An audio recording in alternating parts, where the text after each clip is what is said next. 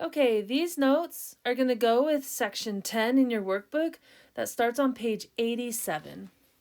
Okay, the first thing we need to know about this section is it is working with linear functions. I actually added at the very end of this section the last page in section 9, so we will go over that in this section. So this first question says, Cahill is driving down to Zion. The entire way down, he has cruise control set to 70 miles per hour. Let's draw or graph Cahill's speed as a function of time and write the equation of the line. So what we need to think about is, what is his speed after each set of time? So let's say he starts out. When he's starting out at 70 miles per hour. So there we go, 70 miles per hour. After 1 hour, his speed, has it increased or decreased? But his speed is exactly at 70 miles per hour. So he has not changed at all. And in fact, after 2 hours, he's at 70 miles per hour. 3 hours and 4 hours until he gets to Zion. So there is our graph. Cahill's speed is 70 miles per hour no matter how fast or how far or how long it has taken him to get there. Okay. So our distance, or our equation, is the equation y equals 70, and that's it. Because 70 is a constant, it's a straight line. So there's our first part of this problem.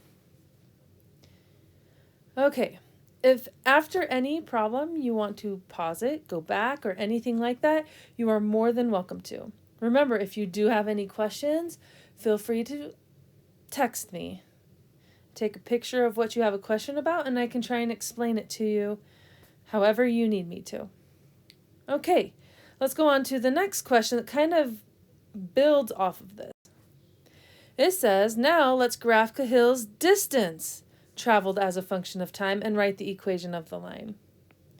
So his distance, let's think about when he first starts out. How far has Cahill gone? He has gone 0 miles. After 1 hour, since he's going 70 miles per hour, after 1 hour, he goes 70 miles. In fact, every hour he goes another 70 miles. Okay? Until he gets to where he's going. So there we go. Cahill has what's called a constant rate, but the distance is our variable. So if we look at the constant rate, he is rising 70 for every 1 hour change. That means our slope, our m, is 70. Our y-intercept, or where we're starting, is at 0. So our equation of our line is y equals mx plus b. So that would be 70x. Okay, so that's a great example. In fact, whenever I drive anywhere, this is kind of what I'm always thinking about. Like, okay, how long is it going to take me to get this far if we're going this fast?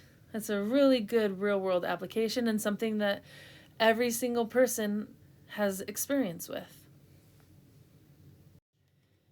Okay, let's go to page 89. The question says, a teacher pay in Salt Lake City School District is commensurate with experience and education. So this following chart provides details about the pay scale.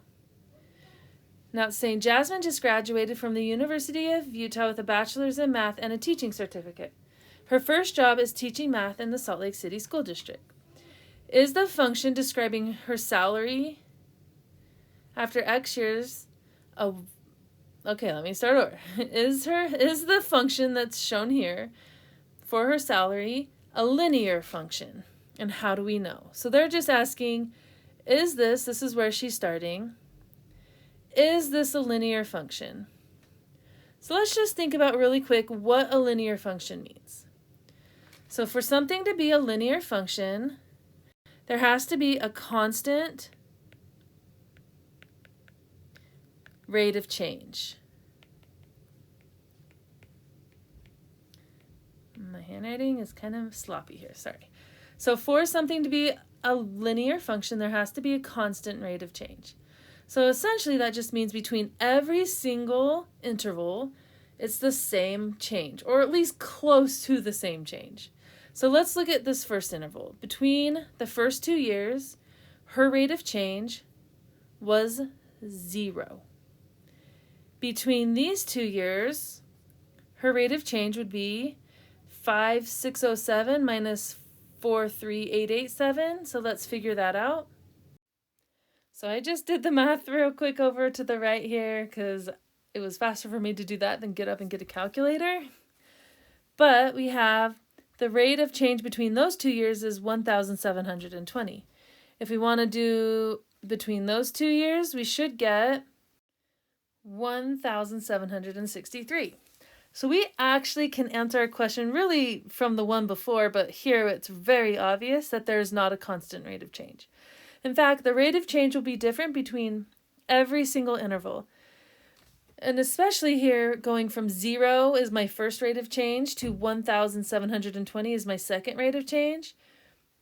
That does not represent a constant rate of change. So there we go, we've answered that question. This is not a working linear function. So let's look at the next question on B here. It says, so Salt Lake City School District needs to constantly adjust the pay scale to remain competitive. One possibility for the new bachelor's and certificate scale after X years, teachers would be paid this function. So here's our function. We've got f of x equals 42,000 plus 2,000x. So we've got a couple components to this equation. We have the 42,000 and the 2,000x. So looking at this equation, they're asking first, what is the slope of this function and what does that represent?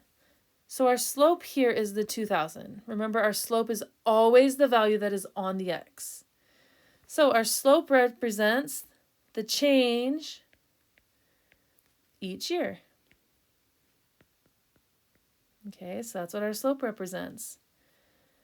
The y value here, or the y-intercept, is our 42,000. And that represents our starting salary. Y value, the y-intercept always represents the starting point of whatever you're talking about. Maybe it's your initial height, or in this case, our starting salary. Okay, or I don't know, I can't think of another idea, but you can kind of get the idea. It's always where you're starting. Okay, so there's a great question, kind of relates to that. Now, the nice thing about this question that this problem doesn't ask, there might be a question like this in the homework, and it is that, like, what if I wanted to know how much money she'll make after 10 years? Then you could just plug 10 in for X and get an estimate of how much money she'll make that long. Or if you want to figure out how long will it take her to make $100,000, you can plug 100 in for the f of x or y value and solve for x. So the equation is very useful going back and forth and kind of just getting estimates of pay scale. All right, the last question here, I'm going to skip the last page on page, I think that's page, what page would that be? Page 90. I'm going to skip page 90, mainly just because I'd rather show you a problem from the previous day. So this is from page 82. And I like this question more. This question is more applicable to working with functions, especially working with linear functions. So the question says, a company makes and sells stickers. When 400 stickers are produced, the cost to produce the stickers is $350. When 900 stickers are produced, the production cost is $400. If the model for the costs is a fixed linear model, it wants us to write the equation of the line for the cost to produce X stickers. Now that sounds pretty tricky, but it goes back to what we were looking at. We just need to know y equals mx plus b. That is our cost function. But We don't have all of the information here. We do, however, have some points. We know that X represents the number of stickers. And we know that our Y, or we could say that's F of X or C of X, whatever you want to say, that is the cost. Okay? So we actually have these points. We have the point 400, $350. So when 400 when 400 stickers are produced, 350 it costs $350. When 900 stickers are produced, the cost is $400. Yes, that's right. Okay. So we know some stuff. We know this from last time. When we're trying to find the equation of a line, the very first thing we need to do is we need to find the slope.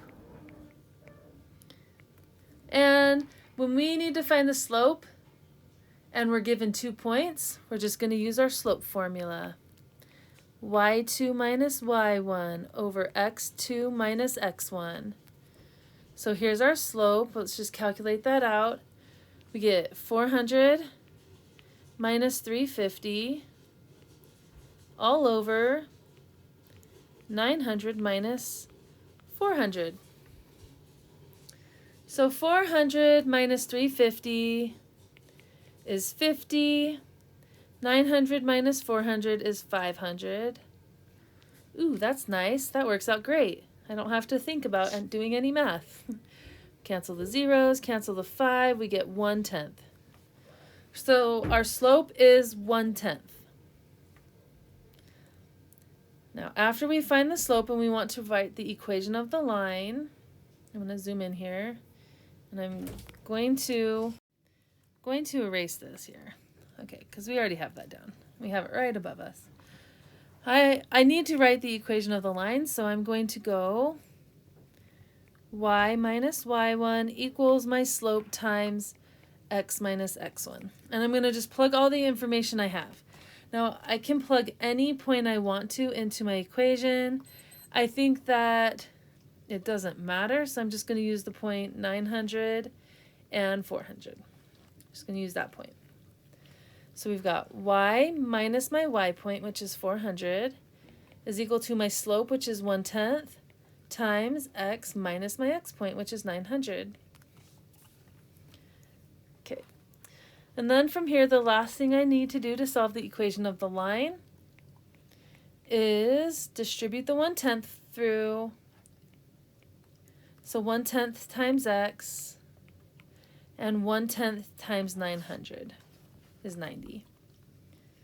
Okay, then I add that 400 over.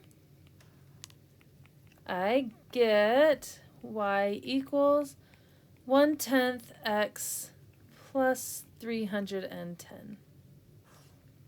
Okay. Okay, the next part of this problem says, what would the cost be to produce 14,000 stickers? So the information we have here is we know we have 14,000 stickers and we're trying to find the cost. So our cost is our y value, our 14,000 stickers is our x value. So I'm going to just use my equation. That's 1/10 x plus 310.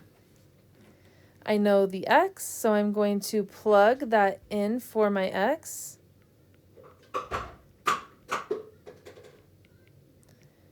So I have that.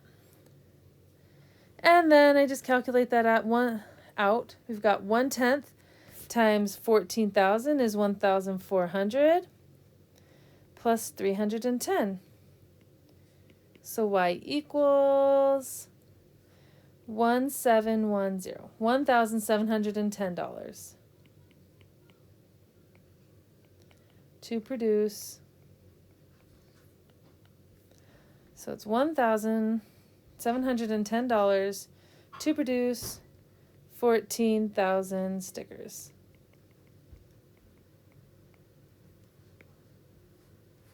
There we go.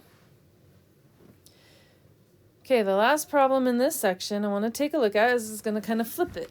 We have the question, how many stickers can be produced with a production cost of $250? Ooh, okay, this is kind of an interesting problem. So we have here, we're trying to figure out the number of stickers with a production cost of $250. So if we put this in here, and we put the 250 in for y.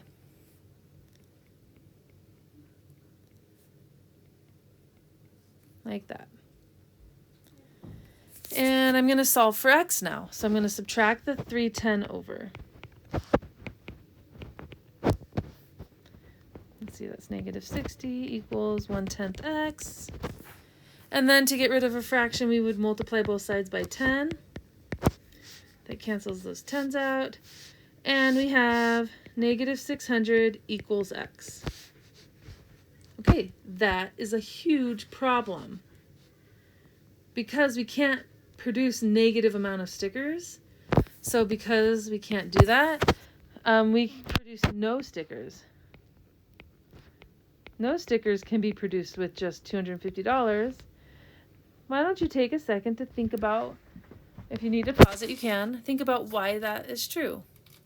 Okay, so we have $250 is how much money, but our initial cost or our starting cost is $310.